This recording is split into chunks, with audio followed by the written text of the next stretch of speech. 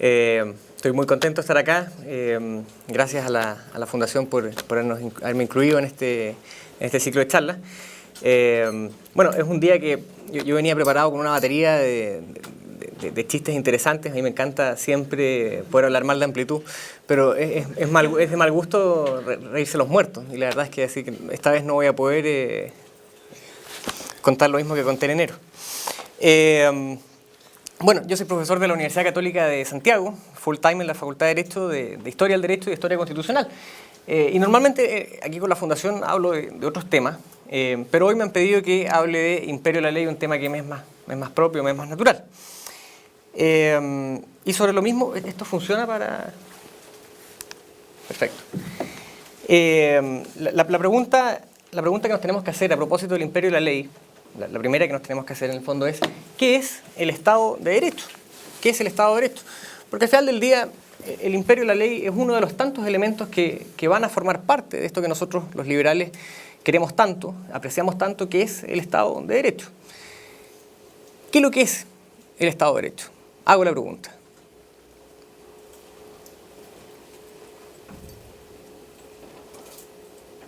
Nadie. Yo creo que está relacionado con la Constitución. Creo que el Estado de Derecho es un país donde se respetan ciertas garantías.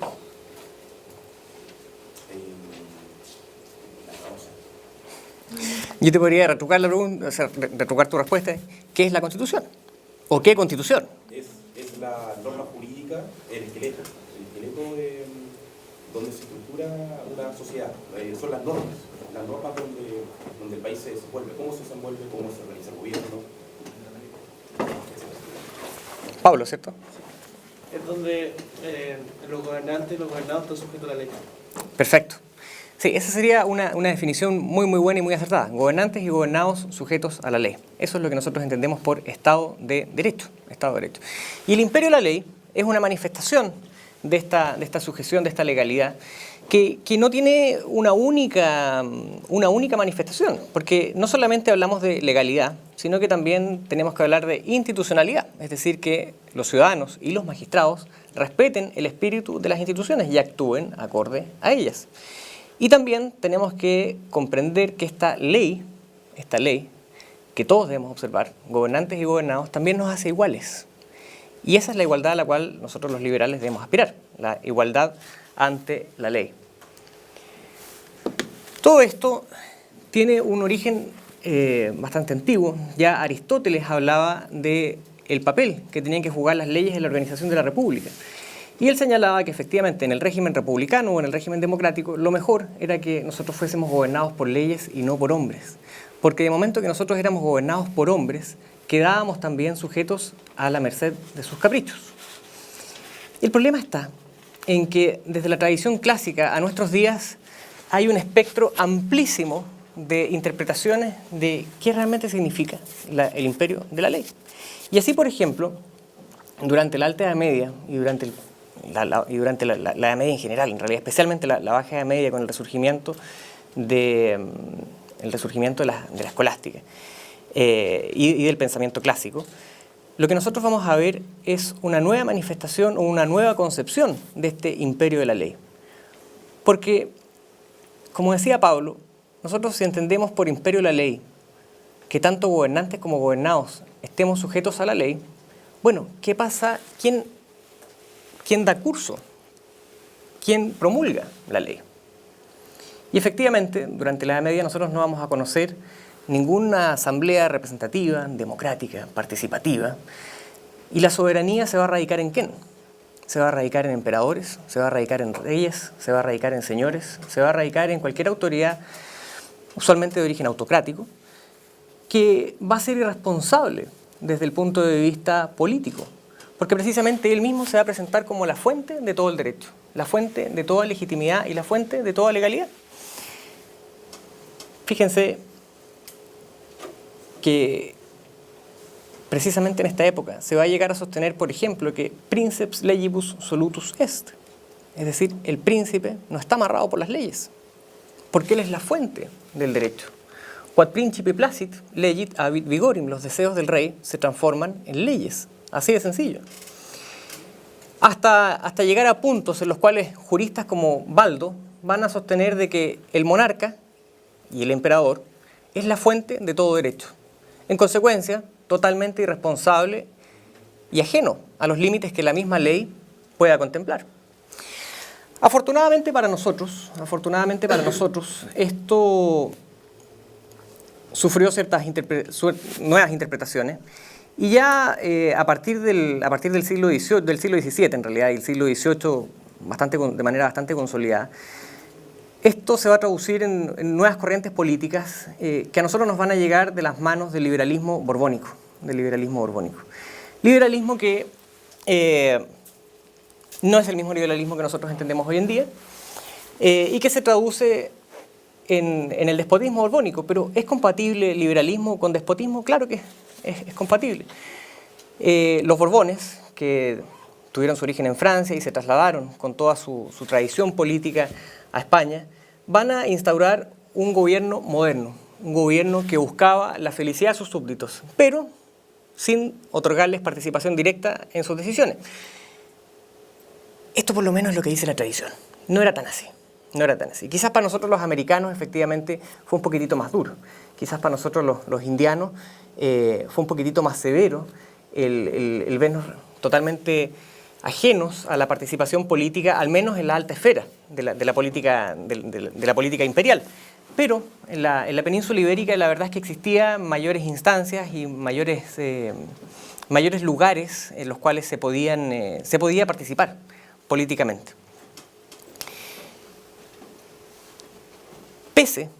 Pese a todos estos intentos de sustraer a los americanos del gobierno político de América, del gobierno político de las Indias, la verdad es que los Borbones no tuvieron éxito porque vino un cambio en el paradigma, vino un cambio en el imaginario que ellos no pudieron contener. Efectivamente, pese a que ellos intentaron por todos los medios evitar que las ideas ilustradas y las ideas liberales francesas, y sobre todo el ejemplo de las colonias inglesas de Norteamérica, pasase a nuestras ciudades, no tuvieron ningún éxito.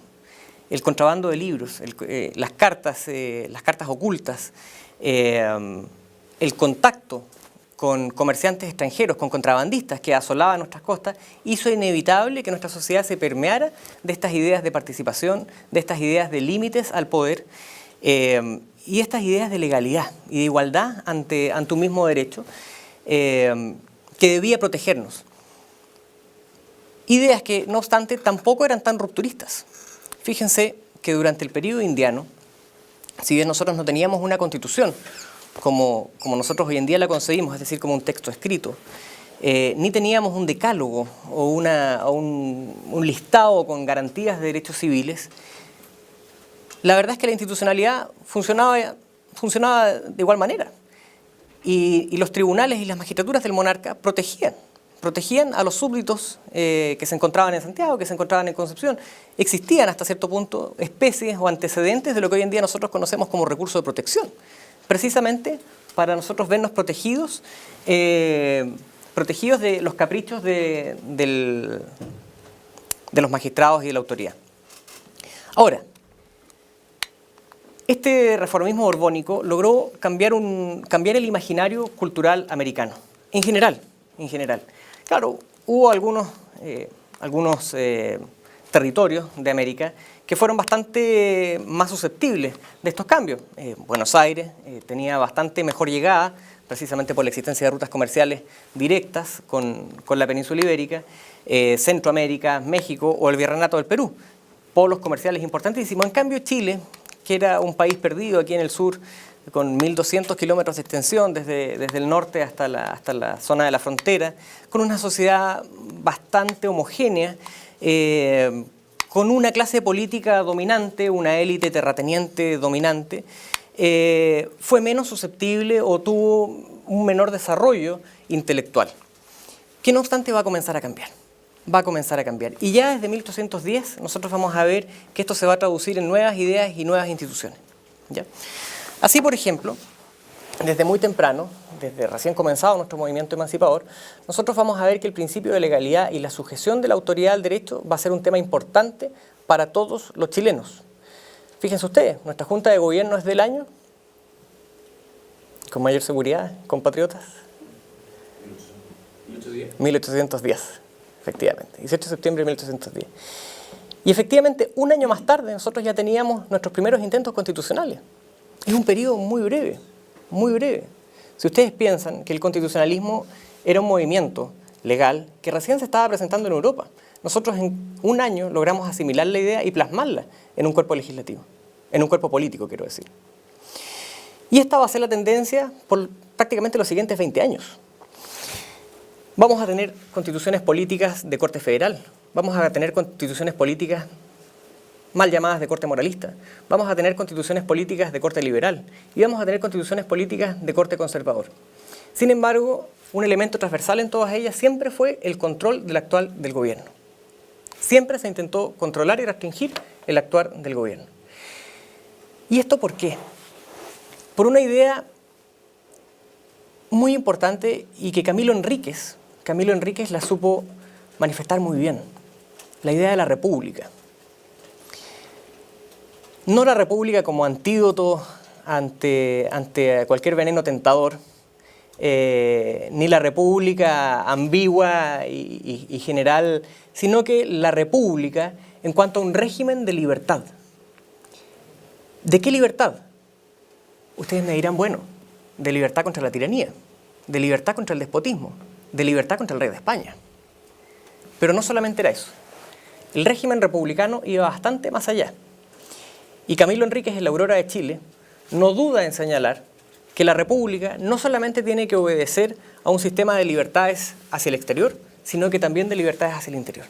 La única forma en que nosotros seamos libres y seamos ciudadanos es si somos iguales ante la ley, seamos tratados de igual manera por las autoridades y tengamos igual participación, igual compromiso e igual interés en los asuntos del país. Es lo que se llama el ciudadano virtuoso, el ciudadano comprometido con el devenir público, ¿ya? Que al final del día se traduce nada más ni nada menos que en un concepto bastante romántico, un poquitito quizás trasnochado para el lenguaje actual, que es el amor a la patria. El amor a la patria. Entendido como la identificación que va a tener cualquier ciudadano con el futuro de su país, el futuro de su tierra. ¿Cómo se tradujo esto en nuestras constituciones? Bueno, la verdad es que esto que ustedes ven acá es el Museo Histórico Nacional.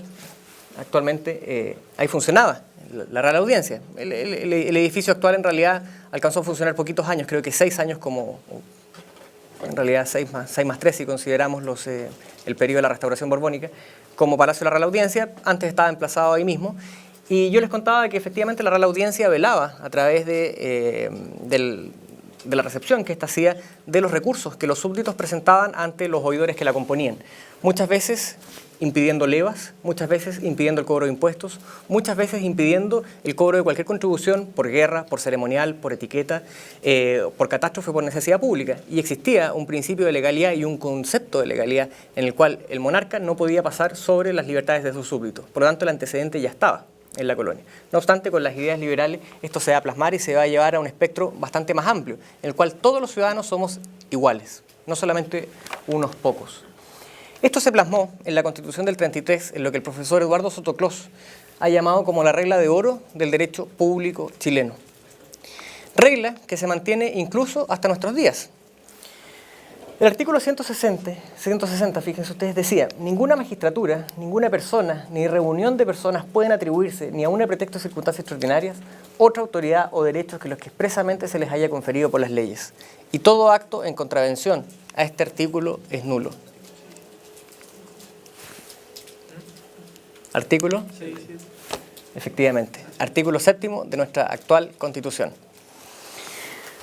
Los órganos del Estado actúan válidamente previa investidura regular de sus integrantes dentro de su competencia y en la forma que prescribe la ley. Ninguna magistratura y ninguna persona, ni grupo de personas pueden atribuirse, ni a un pretexto de circunstancias extraordinarias, otra autoridad de derechos que los que expresamente se les hayan conferido en virtud de la Constitución o las leyes. Y luego continúa.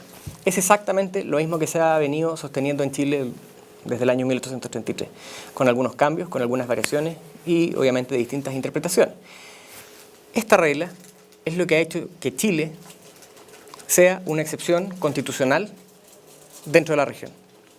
Es cierto, nosotros hemos tenido cerca de, si contamos solamente las constituciones serias, dejando de lado los ensayos constitucionales de la Patria Vieja, o las leyes federales de José Miguel Infante, o algunas otras reformas constitucionales menores o proyectos menores, hemos tenido alrededor de 7 constituciones. Hay otros países que han tenido 20 constituciones. El profesor Bernardino Olabolira contaba, se dio el trabajo de contar las constituciones latinoamericanas y eran más de 200 en 200 años de vida independiente, lo cual habla de la precariedad de nuestras instituciones políticas. Argentina creo que ha tenido un régimen constitucional un poco más estable que nosotros, no así político, pero al menos sí constitucional. Y esto se ha traducido en que Chile ha tenido un apego a la legalidad y un apego a la institucionalidad y un respeto a los magistrados que debería precisamente de la incorporación en nuestro ADN político de este tipo de normas. ¿Ya? Ahora, para que Francisco no me mire feo, esta excepcionalidad política efectivamente tiene bastante de mito. Porque nosotros no somos tan probos, no somos tan estables y no somos tan institucionales como se nos ha hecho creer. Nuestra historiografía y la construcción de esta idea de legalidad en Chile también obedece, los historiadores estamos como todo el mundo contaminados por nuestro contexto político, obedece a una idea muy clara, que era la de establecer la idea de que Chile era un país ordenado, de que Chile respetaba a sus magistrados y Chile respetaba sus leyes. Y tiene un poco de los dos, porque efectivamente Chile es un país ordenado. Chile es un país que tiene bajas tasas de corrupción. Tenemos menores tasas de corrupción que países europeos. Tenemos bajas tasas de homicidio. Nuestras tasas de delitos violentos en general son bajas. La confianza en las instituciones en general siempre ha sido alta, salvo en periodos como el actual, en que más bien parece que confiamos en otro tipo de instituciones más propias de la sociedad civil que nuestras instituciones políticas. Pero por otro lado, tampoco hemos sido necesariamente estables ni necesariamente institucionales. Revoluciones hemos tenido por docenas, desde el famoso periodo de la anarquía, quizás mal llamado la anarquía, hasta las revoluciones posteriores del siglo XIX y la cantidad de revoluciones y golpes y contragolpes que tuvimos durante el siglo XX. La gracia que tiene Chile es que siempre ha logrado a través de una política de consensos, a través de una política de diálogo y respeto a las instituciones, llegar a acuerdos que han logrado proyectar este anhelo por paz social y que nos han colocado a nosotros como un oasis de estabilidad política y económica de la región. Lamentablemente eso hoy en día se está perdiendo. El imperio de la ley hoy en día está en crisis en nuestro país. La ley ha dejado de ser un referente, no solamente ha dejado de ser un referente moral para los ciudadanos, sino que incluso ha llegado a ser un ejemplo de relatividad, de relativismo moral o de relativismo en la conducta de nosotros mismos. Yo le contaba recién a Roberto que hace unos días, acá en Valparaíso precisamente, tuvieron que arrestar a un mimo. No sé si supieron este cuento. Tuvieron que arrestar a un mimo que estaba manifestándose bajo la intendencia regional. Y su intervención artística, entre tantas comillas como podría hacer con los brazos hacia los lados, intervención artística, consistía, si mal lo recuerdo, en agarrar unos maceteros públicos que adornaban la municipalidad y tirarlos al suelo. Ese tipo probablemente hace 20 años hubiese sido tomado detenido por mendicidad y hubiese sido condenado a azote, ¿cierto? Por desmanes públicos. Hoy en día no, hoy en día cuando Carabineros llegó, una turba vociferante se abalanzó sobre ellos, turba que logró la intervención del Ceremi de Cultura, la Ceremi de Cultura, quien bajó e increpó a la policía frente al resto de la ciudadanía, señalándole que esto se trataba de un gran artista, que este tipo de manifestaciones culturales no debían ser censuradas, que por el contrario debían ser fomentadas, así que ella ordenaba que se dejara sin efecto el procedimiento policial. Bueno, esto terminó unos minutos después cuando el propio intendente regional, el representante del gobierno central, tuvo que bajar a mediar entre Carabineros y la Ceremi. Pero ¿qué es lo que nos dice esto? Es un ejemplo bastante burdo, tenemos ejemplos bastante más importantes como el de Michel Llorrat, pero nos muestra muy bien esta crisis que tenemos respecto a cuál es el respeto que nosotros le demos a nuestros magistrados y cuál es el respeto que le demos a la ley. Porque lo que hubo en esta situación, lo que sucedió, fue que un magistrado público, lo que un magistrado político, vino a desautorizar el ordenamiento. Vino a poner en juicio la obediencia que nosotros le debemos a la ley. Y de esta forma, se van socavando todos los días las bases de nuestra institucionalidad. El ejemplo más grave que nosotros tenemos hoy en día se nos presenta efectivamente en las aristas Penta y SQM de fraude fiscal. ¿Qué es lo que ha pasado? ¿Somos iguales ante la ley? ¿Se está aplicando la misma institucionalidad para todos? ¿Se está aplicando la misma ley para todos? No, evidentemente no. Con los costos que esto va a tener para el país. Porque efectivamente el Servicio de Impuestos Internos, que era uno de los servicios que, independiente de que cualquier buen patriota debe intentar pagar la menor cantidad de impuestos posible, no sé si se fijaron, yo estoy muy comprometido con el tema tributario. El Servicio de Impuestos Internos era una de las instituciones que, aunque nadie le gustara, porque a nadie le gustan los inspectores de impuestos, son probablemente los seres más odiados sobre la faz de la tierra, era una institución muy confiable. E Impuestos Internos se caracterizaba en la región por ser una de las agencias tributarias más eficientes, tanto en el cobro como en la administración de impuestos. ¿Quién hoy en día confía en la adecuada gestión y en la imparcialidad política del Servicio de Hacienda? Nadie. Porque efectivamente el propio director está involucrado en los delitos que él mismo está llamado a castigar. El imperio de la ley, de esta forma, se va socavando todos los días. Esta ley, en la cual nosotros tenemos que confiar, tiene que tener ciertas características. Tiene que ser general, tiene que ser una ley de consensos, tiene que ser una ley que respete a las minorías. Una ley que vaya montada sobre una retroexcavadora, una ley que atente contra los derechos individuales, una ley que atente contra los derechos humanos, es una ley que efectivamente puede ser desobedecida. Y sería justo rebelarse contra ella. Yo hay cosas que obviamente no puedo decir porque trabajo en la Universidad Católica y estoy siendo filmado. Si no estuviera siendo filmado, podría decirlo con mayor calma. Quizás habría mayor intimidad. Pero efectivamente hay ciertos derechos que están fuera del alcance de la ley y hay ciertos derechos que están fuera del juego democrático. Las opciones de vida de los ciudadanos están fuera del alcance democrático. Y en este sentido Rousseau erró absolutamente al señalar que la voluntad soberana no conocía ningún límite. La voluntad soberana conoce límites. Lo que nos importa a nosotros es ser tratados de igual manera, más que se nos transforme en la misma cosa. Nosotros por definición somos distintos. Tenemos apetencias, tenemos caprichos, tenemos capacidades distintas. Y la ley tiene que actuar de esa forma frente a nosotros, sin medir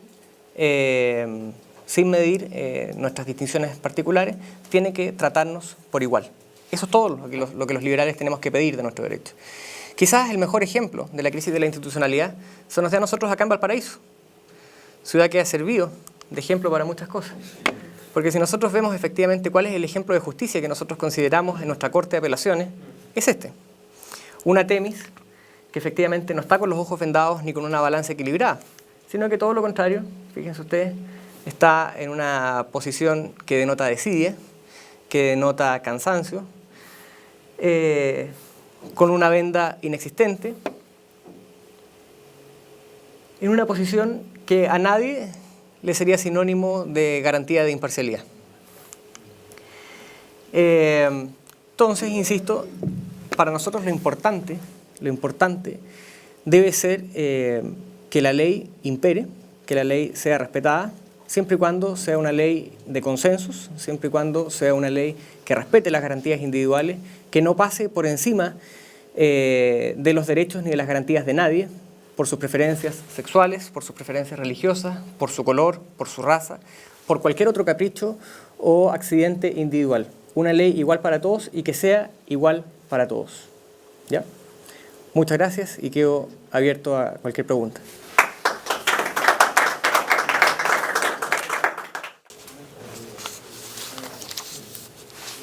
Pablo, todavía. La misma pregunta Ah, de ya. la estatua. Ya, sí. No, es un muy buen ejemplo.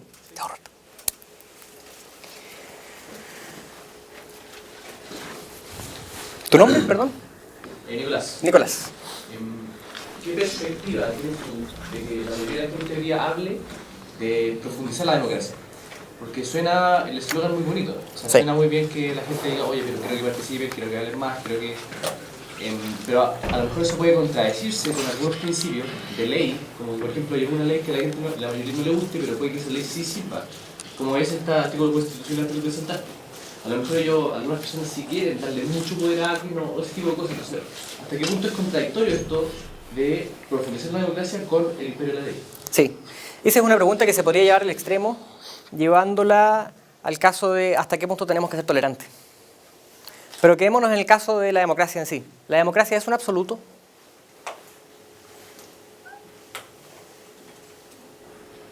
Yo creo que no. No, la democracia no es un absoluto, la democracia conoce límites.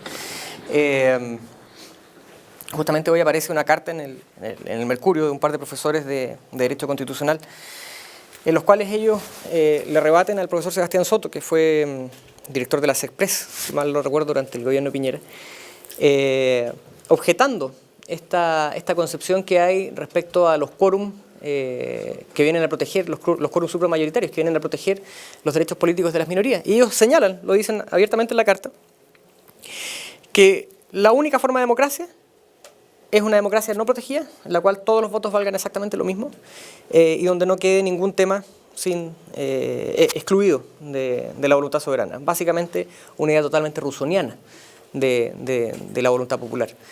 Si tú me preguntas a mí, yo creo que no. Yo creo que tienen que existir límites. El punto está en que cómo fijamos esos límites a la democracia. Creo que la doctrina de los derechos humanos bien entendida, creo que más que la doctrina de los derechos humanos, la doctrina de las garantías civiles previas a los derechos humanos es la adecuada, da la solución adecuada, toda vez que existe un núcleo duro de derechos, un núcleo duro de garantías que quedan automáticamente, por el hecho de ser simplemente consideradas como tales, ajenas a la voluntad democrática. Así la igualdad, así la propiedad, así la libertad y así tantas otras manifestaciones propias de esta protección al individuo que se hace. Pasando incluso por grupos intermedios. El otro día, no me acuerdo en qué debate, escuchaba una intervención que señalaba que en el fondo el problema con la crisis actual política es la falta de democracia y que esto viene incluso desde el hogar, porque el hogar no es democrático.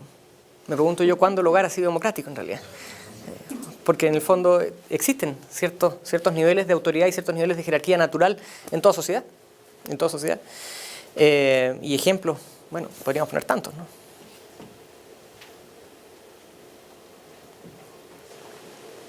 Acá la pregunta.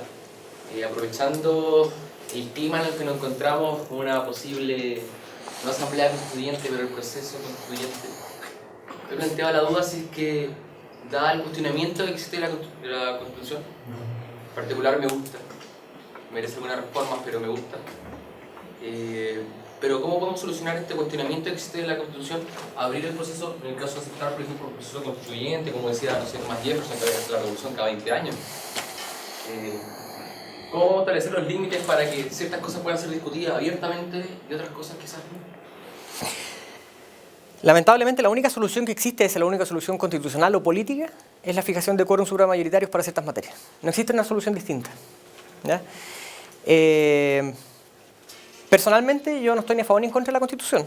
Creo que como liberales en el fondo, no sé si tenemos que tener una postura muy clara respecto a este tema. A nosotros lo que nos interesa es que exista resguardo a la libertad, resguardo a la propiedad privada y la igualdad ante la ley. Y eso puede estar perfectamente contemplado en una ley ordinaria. Incluso podría estar contemplado en un decreto ley, en un decreto supremo, no sé, en una circular si tú quisieras. El punto está en que si es que está en una circular y nosotros lo respetamos, bien, y si está en la Constitución y no lo respetamos, mal. La Constitución necesariamente no es una especie de fórmula mágica que nos haga a nosotros de la noche a la mañana transformarnos en seres institucionales, probos y en ciudadanos. Esto obedece más bien a un ideal ilustrado que cree realmente que mediante las leyes y fórmula ilustrada que proviene de Aristóteles, que cree que con la ley tú vas a lograr un cambio del ciudadano. sí y no. Sí y no. En política no hay soluciones tan claras.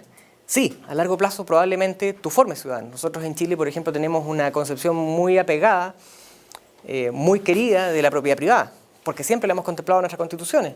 Pero efectivamente esto en Cuba se presentaba de igual manera, pero tras, no sé, 40 años, 50 años de régimen cartista, probablemente el concepto de propiedad privada ya no se encuentra tan presente en la mentalidad cubana. Ellos, por lo demás, no la conciben ni constitucional ni legalmente. No sé si has podido consultar el Código Civil de Cuba. La idea que se tiene de propiedad privada es inexistente, solo existe la propiedad colectiva. Entonces, se pueden cambiarse estos paradigmas, pero no de la noche a la mañana. No de la noche a la mañana. Y eso es lo que en el fondo deberían entender nuestros políticos hoy en día. No porque nosotros tengamos una asamblea constituyente, que nadie sabe de qué, de qué va a tratar, cómo va a funcionar y cómo se van a elegir. Nadie sabe cómo va a funcionar. Nadie sabe si va a ser el Congreso o va a ser una nueva asamblea. El producto de esta asamblea constituyente tampoco nos va a hacer felices de la noche a la mañana. Y como dijo la Presidenta, necesitamos una nueva constitución para evitar la corrupción. Mira, por favor. O sea, tenemos leyes anticorrupción hace ¿cuánto?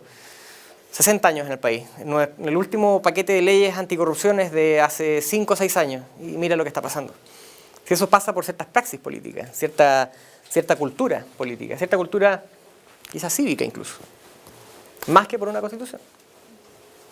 Es mi opinión personal. Profesor, muy buenas tardes. Le quiero aprovechar de preguntar lo siguiente. Perdona, ¿tu nombre? Francisco. Francisco. Bien, le pregunto. Resulta que tengo una duda. No sé si efectivamente en el gobierno de la Unidad Popular había una propuesta que llamaba a crear tribunales paralelos a los de justicia. Eran los tribunales del pueblo. No sé qué tan de cierto... Lo desconozco. No sé ¿Lo desconoce? si Francisco tú No podrías... sé si a nivel de tribunales se propuso, pero lo que sí existía es que la mayoría de los ministerios, sobre todo los más estratégicos como ponte tú, el Ministerio de Relaciones Exteriores, sí contaba con oficinas paralelas. Pero a nivel de tribunales eso sí. Yo sé, lo que sí sé es que a nivel de Poder Judicial, el Poder Judicial sí se quejó bastantes veces ante el Ejecutivo por la intervención abierta que se hacía en las causas judiciales y por la falta de refuerzo en el cumplimiento de la sentencia. Si usted, por ejemplo, había ganado una sentencia había ganado un lanzamiento, por ejemplo, y tenía que embargar a una persona y efectivamente retirar los bienes, esa sentencia no se podía cumplir porque no había fuerza policial disponible para reforzar las decisiones de los tribunales. No, sí. Hola. Lo que pasa es que complementando eso, que yo me acuerdo de haberlo pasado en Constitucional 2, en la historia constitucional, que en aquella época... ¿Tuviste con Naturate, no? No, con Jessica Fuente. Ya. Ella nos había explicado de que no era que no existiera refuerzo policial, era que quedaba la discrecionalidad de la intendencia. El intendente decía ya, no sé, hacer ejecutar los juzgados. Ellos disponían si se hacía o no se hacía, entonces estaba para cosas políticas. ¿Y los intendentes respondían a quién? Entonces, es que no era que no había fuerza policial, era que... No, sí, había fuerza policial, lo que pasa es que no se disponía de ella. Es que el mismo intendente el que administra la fuerza policial actualmente, de hecho, sigue siendo así. Es lo mismo que pasa ahora. Yo trabajé un par de años ejecutando gente. Yo trabajaba para un banco. Me dedicaba a embargar gente, efectivamente, y tenía que disponer de fuerza policial. O sea, una cosa era que el tribunal decretara el embargo de los bienes, otra cosa es que efectivamente dejaran al receptor entrar al domicilio. Usualmente no pasaba, había que ir con un carabinero, y para eso había que ir al retén, enviar un oficio y pedir al retén que disponga el uso de fuerza pública a disposición del tribunal para ir a una gestión privada. Pasa hasta el día de hoy. ¿Qué pasa si policía no está dispuesta para eso? ¿De qué sirve la sentencia? Usted la puede colocar en un marco, adentro de la casa del perro, y no sirve para nada más que eso. Para nada más que eso. Profesor, una pregunta muy amplia. Si nos puede hablar más acerca de esta desobediencia civil que decía, del derecho a rebelión quizás, si te puede explayar más ese tema y cómo se consigue actualmente. Bueno, hoy en día el derecho a rebelión en realidad nunca ha estado considerado en la legislación. Sería el germen de su propia destrucción, cualquier legislación que la intentara contemplar. Pero es más bien una cualidad inherente a la persona. Usted debe resistir la ley injusta. Usted debe resistir, debe poder rechazar legalmente cualquier norma que vulnere su dignidad como persona. ¿Qué pasa si yo el día de mañana promulgo una ley que diga que todas las personas que usan chaqueta azul serán ejecutadas, perdón, chaqueta gris, soy un daltónico, serán ejecutadas en el acto? ¿Usted podría decir, no es que hay que cumplir la ley? Antes muerto que sencillo. ¿Ah? Antes muerto que sencillo. En el fondo esto, quizás si nos vamos al juicio de Sócrates, hubiese sido la solución paralela al sistema institucional. La solución era o morir por cicuta o morir en el destierro. Y él podría haber dicho, no, esta ley es injusta, yo me voy a resistir. La sentencia, la decisión es injusta, yo me voy a resistir. Y podría haber tomado alguna otra decisión, pero no lo hizo. Yo tengo otra pregunta sobre el tema de la... porque ¿qué pasa con la evasión, los que suspende y todo eso? Ya, obviamente que está mal que va a pagar impuestos y obviamente que eso se tiene que condenar. Pero ¿qué pasa cuando tú tienes una población que, no sé, la mayoría va de pagar de Santiago o va de otro tipo de... o hacer otro tipo de artilugio? Entonces es algo generalizado, yo creo, en la sociedad, esto de ver cómo no pago impuestos. Entonces a lo mejor el impuesto es injusto, o cuál es la pregunta, no sé.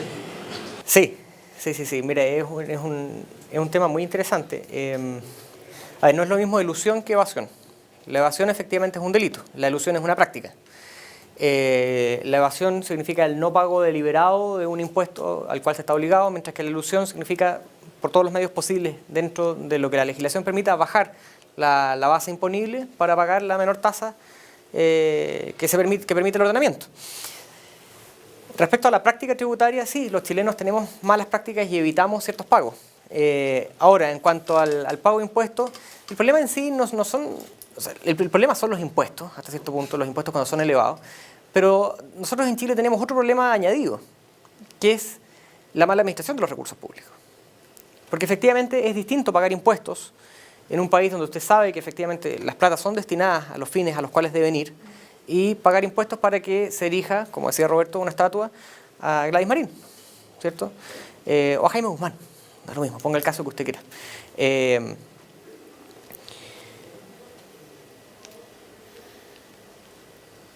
Pero está muy en nuestro imaginario el evitar pagar impuestos. ¿Quién de aquí ha tirado alguna boleta falsa alguna vez?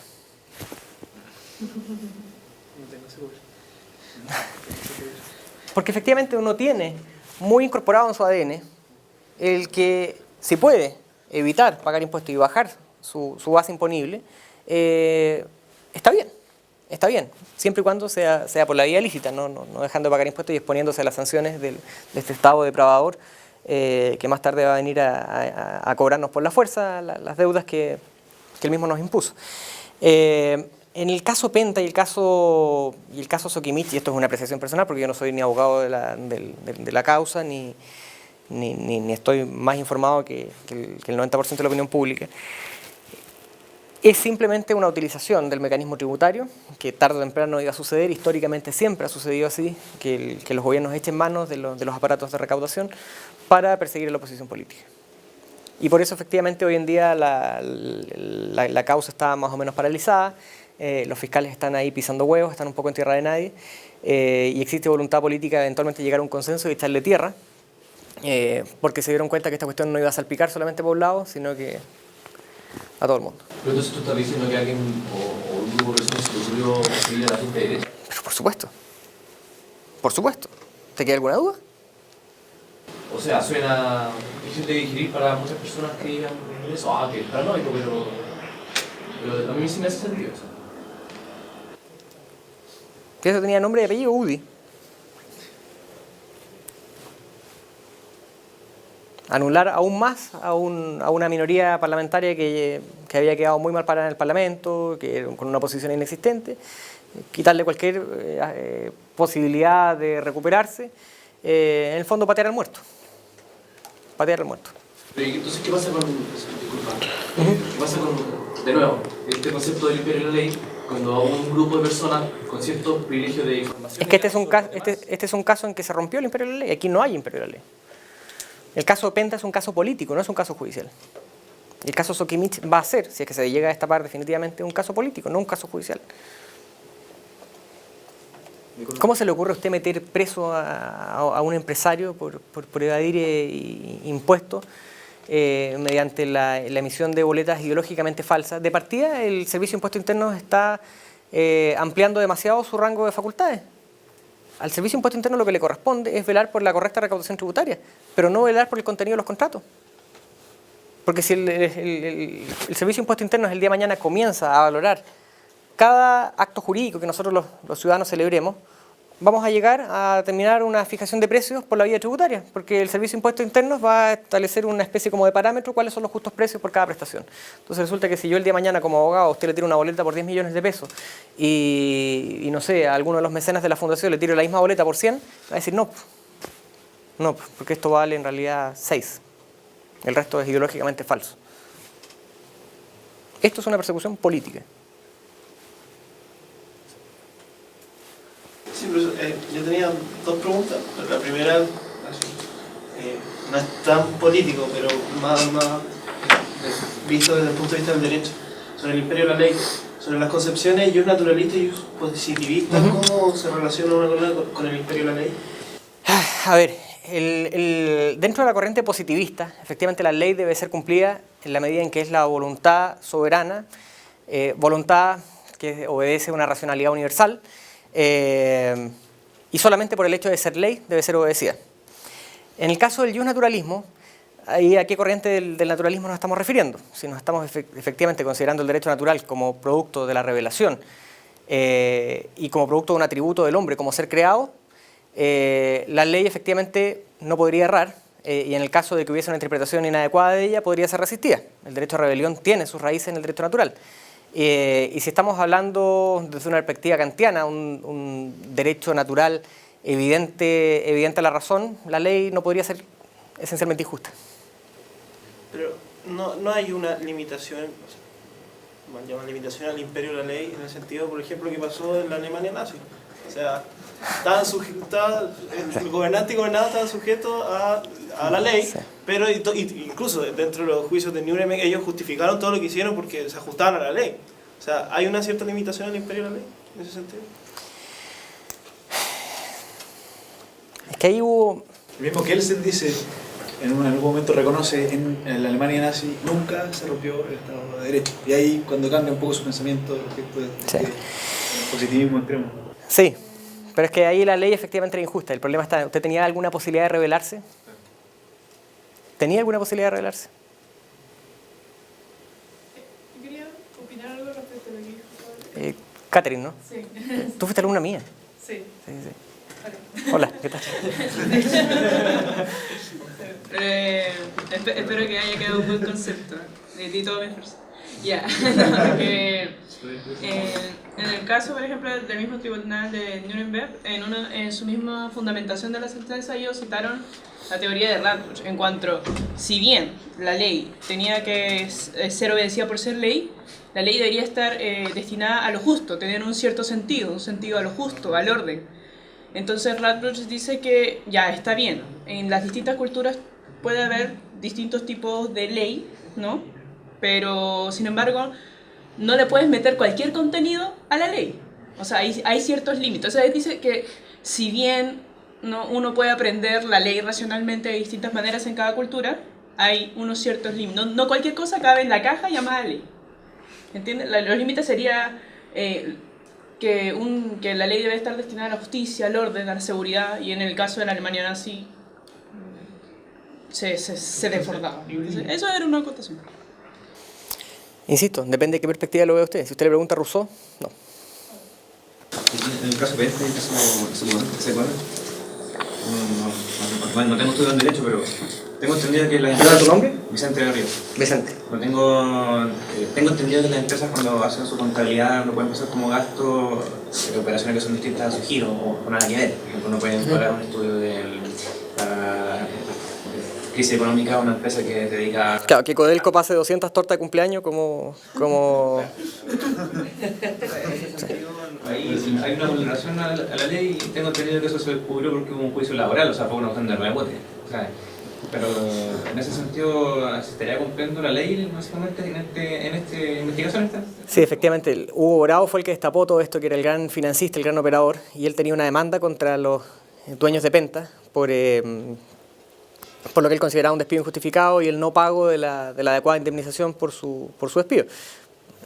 No sé cuántos miles de millones de pesos lo que él estaba pidiendo. Y como herramienta de presión, él destapó la olla. Pero la pregunta en concreto era... El tema de que tú habías comentado que el tribunal o los magistrados iban a empezar a fijar precio con su... No, el servicio impuesto interno. Pero supone que pasar esta boleta sí, lo que pasa es que falsa es una ilegalidad.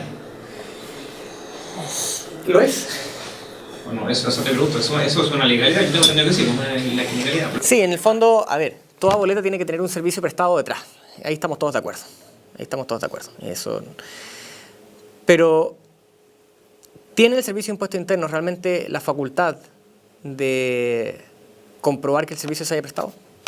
Si usted me pregunta a mí, yo creo que no. Claro, bueno, se reventó ahora la cuestión normal.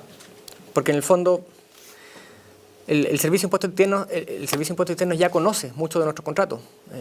Créanlo o no, por ejemplo, todas las escrituras públicas que nosotros firmamos en Chile, automáticamente se envía. El notario tiene la obligación de enviar una copia al servicio de impuesto interno. Por lo tanto, cada vez que usted celebre una compra de venta de bienes raíces, el servicio de impuesto interno va a saber. Ahora es un contrato que difícilmente va a ser simulado, porque en el fondo ya la escritura pública puede ser más tarde inscrita y puede efectivamente ser título para la transferencia del dominio.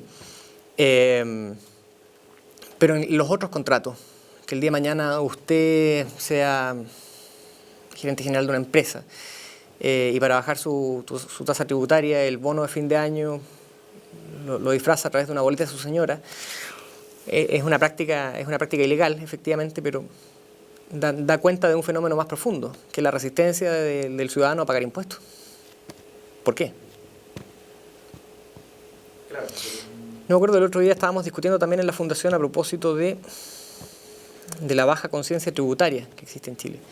Y efectivamente era un número muy elevado, de acuerdo a una encuesta de IMARC de finales del año pasado, de chilenos que creía que no pagaba impuestos. Y hay muy baja conciencia de la real carga tributaria que nosotros tenemos. El 80% no paga impuestos, 85% no paga impuestos de la renta. Pero eso no significa que no pague impuestos. Porque todos pagamos IVA, todos pagamos tasas, todos pagamos impuestos específicos todos los días, todo el día. Podría hacer una pregunta del tema constitucional. Habías comentado que hace tiempo atrás hubo una constitución federal o algo así en Chile. ¿Eso podría tener alguna habilidad ahora? Que me refiero en el argumento de que hay un sector de la sociedad que siempre va a querer cambiar la constitución y va a querer llevarla a su lineamiento, o sea, de izquierda socialista, y no van a descansar hasta tener eso. Y hay otro sector de la sociedad que no le gusta esa visión y nunca van a encontrar un acuerdo. Entonces, o sea, a mí, para la única opción que queda es que existan, o sea, dos constituciones prácticamente en un país. No veo Sí, mira, esto hay varias corrientes detrás, súper buena la pregunta. Gabriel Salazar y los conservadores chilenos también, digámoslo, ellos creen en lo que se llamaba la democracia de los pueblos. ¿Y qué es lo que es la democracia de los pueblos? En el fondo, una especie de participación política muy localizada. En Chile, durante la etapa colonial, existía democracia a nivel de ciudades, a nivel de cabildos, donde efectivamente los vecinos importantes, porque no era una democracia igualitaria, sino que censitaria, había que ser, en el fondo, vecino de relevancia para poder participar en estas magistraturas, tomaba las decisiones locales, de administración local.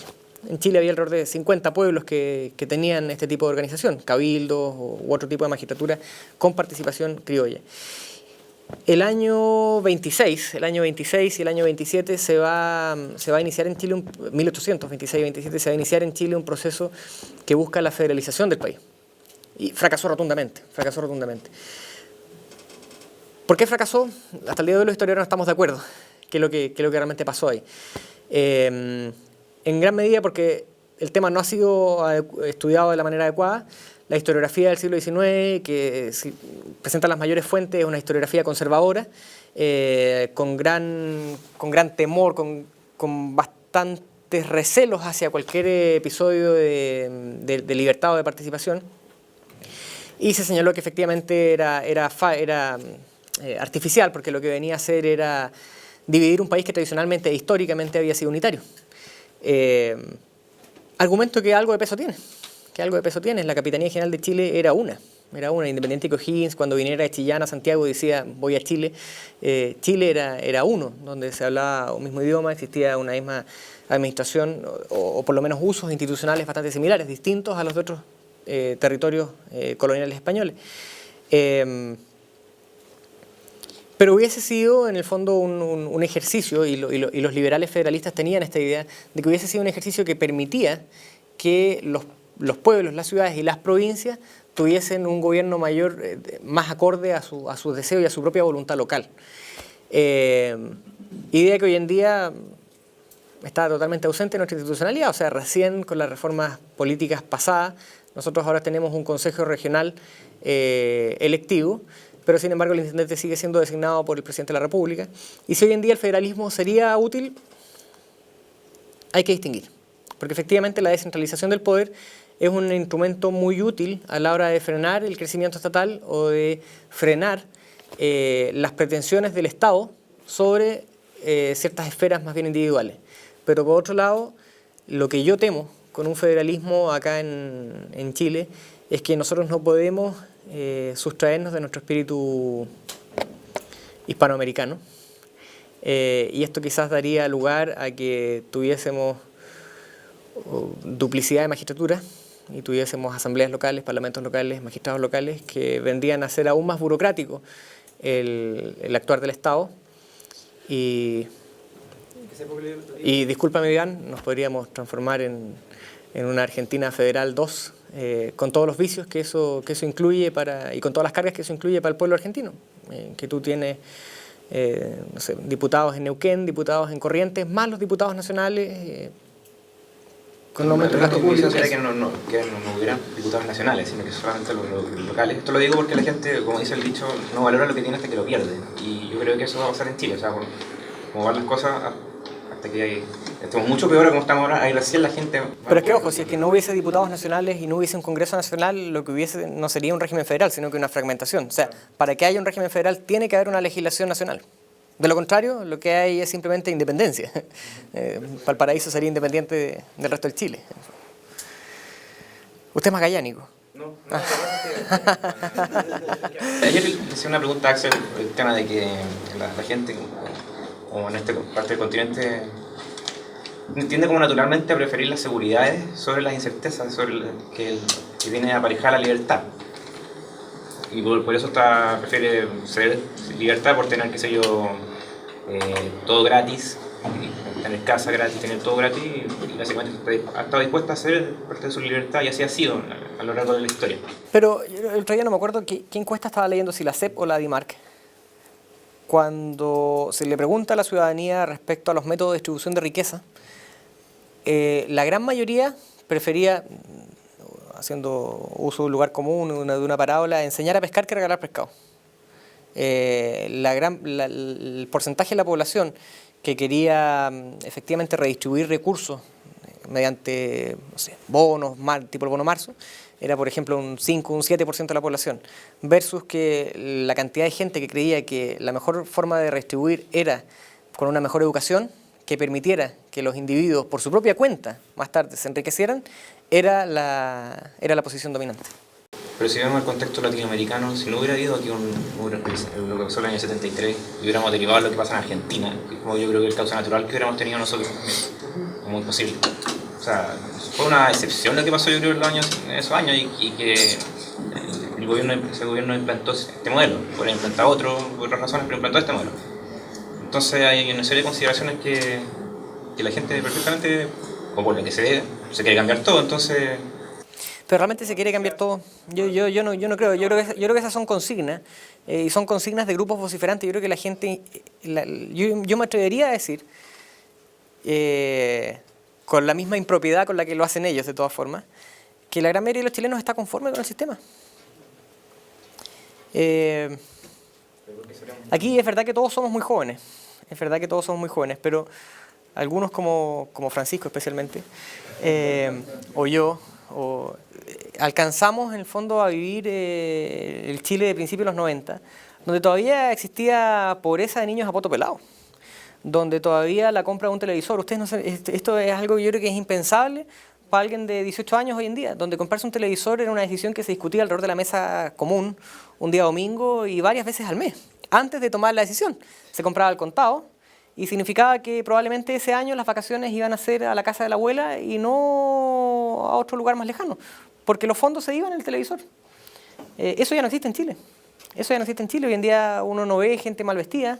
Ustedes me van a decir, bueno, es que tú quizás vives muy alejado de la realidad porque existen pobres. No estoy diciendo que no existan pobres, pero la pobreza ha bajado bastante. Tenemos una clase media bastante consolidada, tenemos una clase media propietaria, a crédito, pero propietaria, y que en 5 o 10 años más van a terminar de pagar sus créditos, si es que el Banco Central no deja la escoba con la tasa, o se produce una crisis de liquidez. Tenemos una clase media educada, tenemos un sistema de vouchers y de subsidio a la educación particular subvencionada que permite que los padres elijan dónde van a mandar a sus hijos para no tener que mandarlos a escuelas públicas que son malas escuelas. Y tenemos espacios para que el individuo pueda elegir qué camino seguir con su vida. Entonces, si usted pregunta, ¿usted realmente cree que los chilenos están en contra de eso? No. Yo creo que los chilenos no están en contra de eso, la gran mayoría está conforme. Quiere que sea mejor. Mire, Roberto lo dijo recién, o sea, una presidente que resultó electa con un 26% del padrón y que hoy en día tiene un 64% de desaprobación, la deja con un total de un 11% de apoyo del padrón electoral. Y ella habla como si todos los chilenos efectivamente estuviésemos convencidos de que hay que cambiar el sistema neoliberal dictatorial. No, deja que termine. Perdón, ¿tu nombre? Vicente. Y claro, o sea, eso se había hablado, pero ¿qué pasa si en vez de... Ahora viene una Bachelet, pero en la campaña presidencial anterior había un Claude, o sea, había una cantidad de gente extremista notable. ¿Qué pasa si o sea, muy probable que Meo sea el próximo candidato presidencial? ¿Qué pasa si gana Meo? O sea, Meo no va a ser Bachelet, va a ser mucho peor. Y perfectamente podría ganar la elección, o sea... De hecho, que está mejor posicionado. Sí, bueno, es que ahí ya la respuesta es otra. O sea, yo creo que, sin sonar alarmista, yo creo que Meo va a ser el próximo presidente. Salvo que efectivamente le descubran otras boletas, pero aún así, yo creo que esta gente ya es como inmune a este tipo de... Porque en el fondo lo que ofrecen es tanto mejor que sus defectos. Y insisto, no es por ser alarmista, pero despegando.com tiene muy buenos pasajes. Contrario a lo que dijo Roberto recién, pero sí, o sea, la verdad es que Meo podría desarmar este país en 3 años. Es un peligro la institucionalidad. ¿Pero qué pasa? Por eso te digo, ¿la gente lo va a votar? ¿Cómo es eso? Entonces, ¿valora lo que tenemos o no valora lo que tenemos? La gente es ignorante. No estoy diciendo que sea ignorante en un sentido peyorativo de que sean ignorantes por la vida. La gente usualmente sabe de su vida, sabe administrar sus propios recursos, sabe cuáles son sus ideales. Pero es ignorante respecto a temas que requieren cierta preparación, que requieren cierta educación cívica mínima. Yo no estoy a favor de la educación cívica, pero que requieren ciertos conocimientos mínimos. Por ejemplo, ¿qué es lo que es una constitución? Todo el mundo hoy en día dice, no, es que hay que cambiar la constitución porque la constitución es mala, porque si tenemos una nueva constitución vamos a ser felices. Señora, ¿qué es lo que es la constitución? Yo insisto, el otro día Ricardo Lago nos invitó a representantes de algunos think tanks a su fundación a hablar sobre este proyecto que tiene él de tuconstitución.cl. Y él contaba que dentro de las propuestas de los ciudadanos en la página web había uno que señalaba que se debía construir la Constitución debía contemplar un artículo así, artículo 5. Existirá un bypass que recoja toda el agua de la desembocadura de los ríos del sur y la lleve al descampado Atacama. De esta forma, con los ríos del sur vamos a estar regando el norte. Eso debía estar en la Constitución. ¿Y no fue el mismo Ricardo Lago el que impugnó la Constitución? Sí, pues, ya no tenemos una Constitución que nos separa, ahora tenemos una... Sí, pero bueno. ¿Francisco? Un comentario y un ejemplo para que vean lo viejo que somos nosotros. Cuando hoy en día se escucha mucho a la gente quejarse y a los políticos incluso quejarse por la publicidad y por la propaganda para las elecciones presidenciales, que ensucia la vista, que no cumple bien la ley, que se demora mucho en retirarla. Cuando yo era chico, cuando Javier era chico también, las campañas, la publicidad de la propaganda de las campañas duraba hasta que se caían o hasta la elección siguiente. Y no eran palomas que se ponían en la calle, sino que eran toneladas de papel que se colgaban de los cables de la luz. O sea, eran guirnaldas de carteles todo el año, que después se caían, claro, y que después se caían y estaba toda la calle llena de papeles hasta la siguiente elección. Eso pasa en el norte todavía. Sí. Y lo otro, hay un estudio de un sociólogo de la Universidad Católica, debe ser de hace unos 5 años el estudio, donde él hace una investigación respecto de las visiones sobre el tema de la riqueza y el sistema de desarrollo en distintos países. A nivel latinoamericano compara varios países. Y es interesante que Chile era el único país, con algunas excepciones, había en otros países, creo que en Uruguay también ocurría, era el único país donde las personas encuestadas creían mayoritariamente que los ricos no eran ricos porque robaran, sino que porque trabajaban duro, o cosas como por ejemplo que el derecho de propiedad era el derecho más importante. De hecho, hasta el año 2011 las encuestas decían que el derecho de propiedad era el derecho más importante para los chilenos, y después del año 2011 pasó a ser el derecho a la educación, pero es una cosa circunstancial. Son dos cosas muy gráficas. Bueno, las últimas encuestas, tanto la CEP como la DIMARC, cuando se les pregunta respecto a temas de relevancia, cuáles son los temas que usted considera más importantes, es impresionante cómo bajó en relación con periodos anteriores el tema de educación. Y está aumentando nuevamente corrupción y seguridad.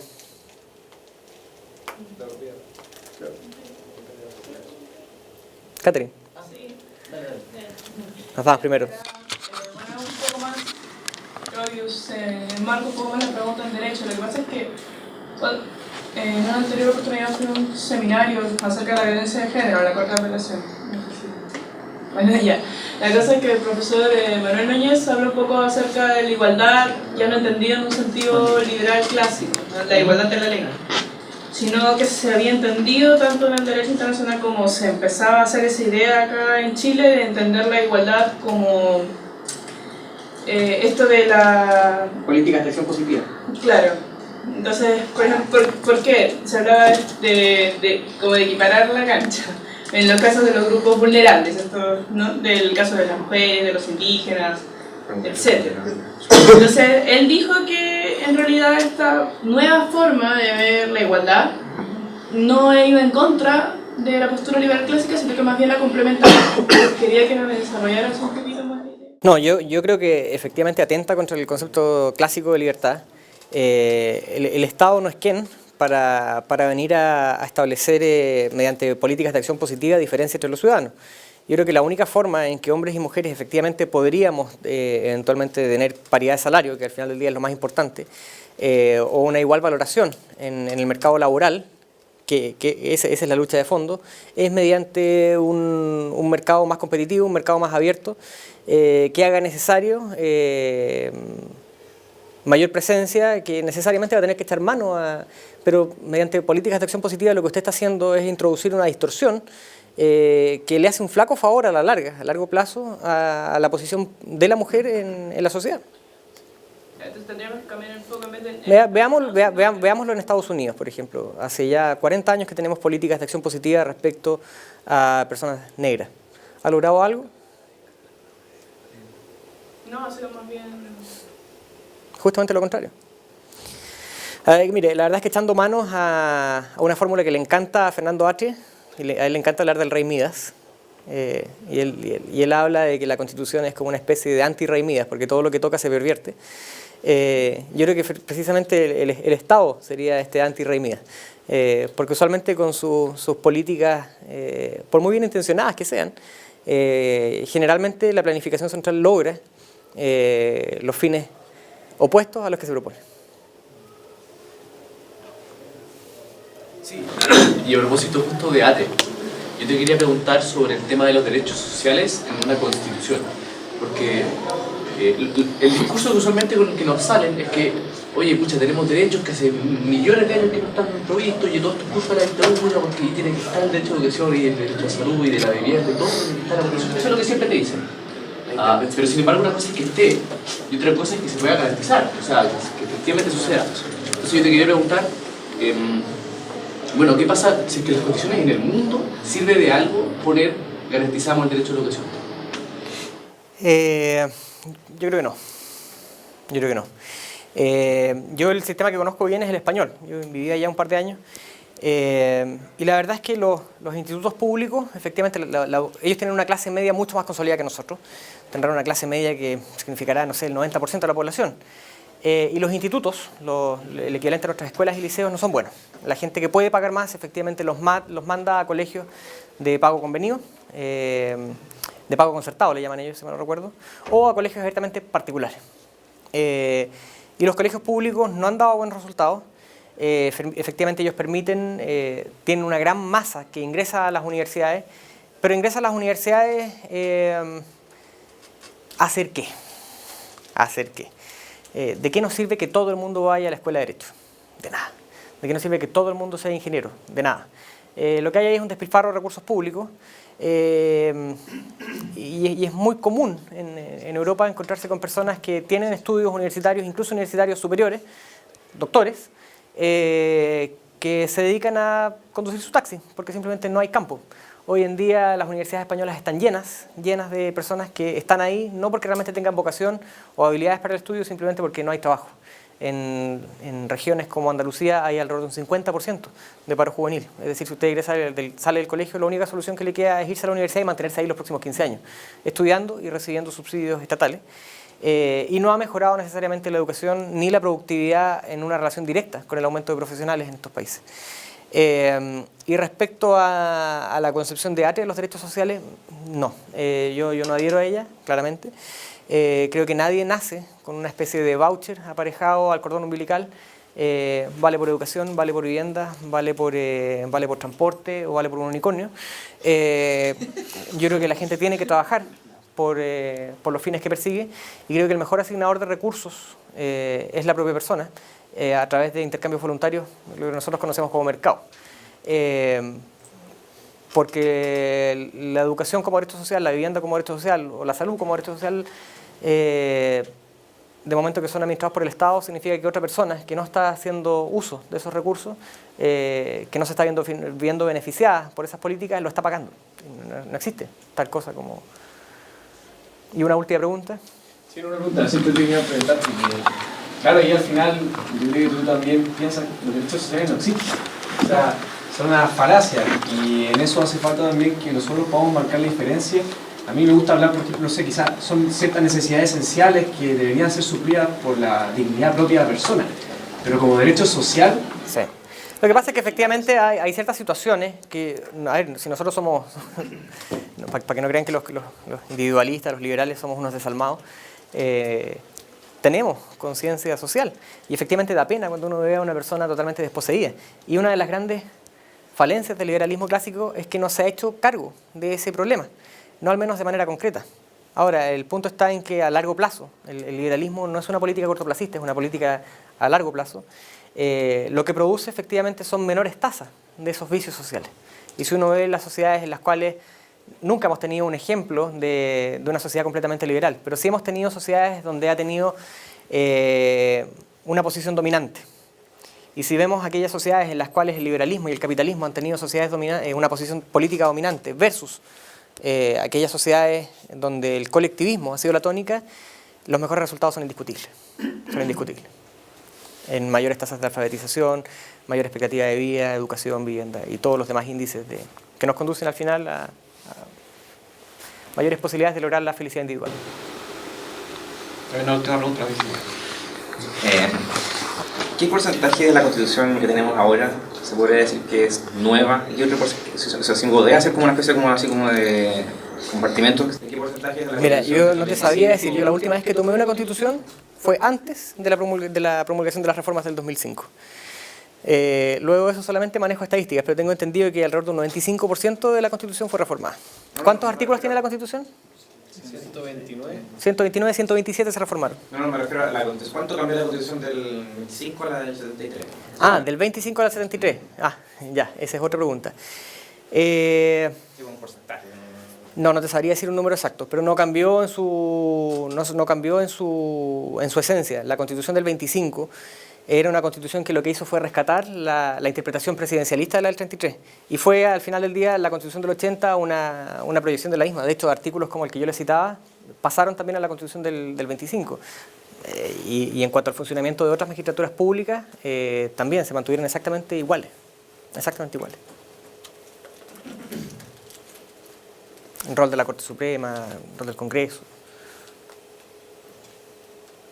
¿Estamos? Ya pues, muchas gracias.